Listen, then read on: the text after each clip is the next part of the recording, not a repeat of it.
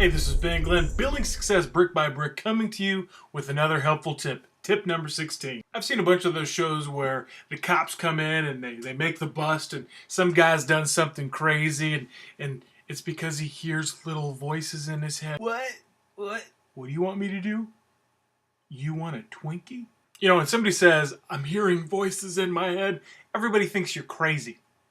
I think you're a nutball. I don't know about you guys, but this guy, he's crazy.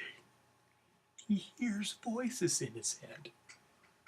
Yeah, the cops think this guy's crazy, but the truth of it is that we all hear voices in our head. No, what I'm talking about is your own voice. We all talk to ourselves. It's called inner dialogue. Now, if you're hearing the voice of Kermit the Frog or a minion, you just might be nuts. Have you ever wondered where self-confidence comes from? It's that inner voice telling you, yes, you can. You can do this thing. You're unstoppable. Bring it on, baby.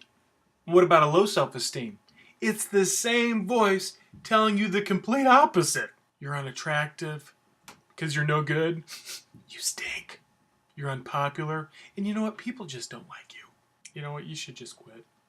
Let the minion do it. So our inner voice tells us two different things at two different times. One positive, one negative. And in the same way, when we speak out loud, sometimes the things that we say are good. And sometimes the things that we say just shouldn't be said at all. If I was on the bus and there was a kid when I was growing up who felt like he wanted to tease me, he'd say hurtful words, and yet there was something inside of me that would put up a wall of defense. I'm rubber, you're glue, whatever you say bounces off of me and then sticks to you.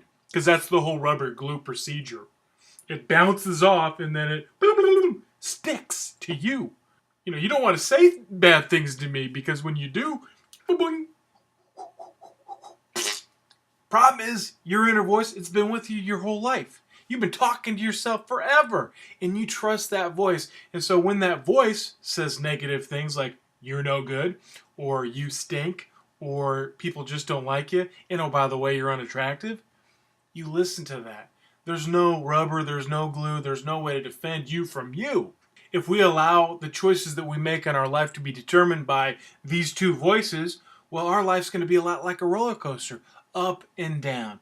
It's time for us to take control. And so that leads me to building success brick by brick. Tip number 16. Become more aware of your inner voice. I'm not listening to you because what you're saying is not good. I'm going to listen to what he's saying. What? In essence, this is self-awareness. Taking the time to closely look at your thoughts and determine which direction are they coming from. Are they coming from a positive side or are they coming from a negative side? And if they're coming from that negative side, make the choice to shut that off. Stop listening to it. Hey, this is Ben Glenn, and as always, love, peace, and hair grease, encouraging you to do one thing. Keep on building.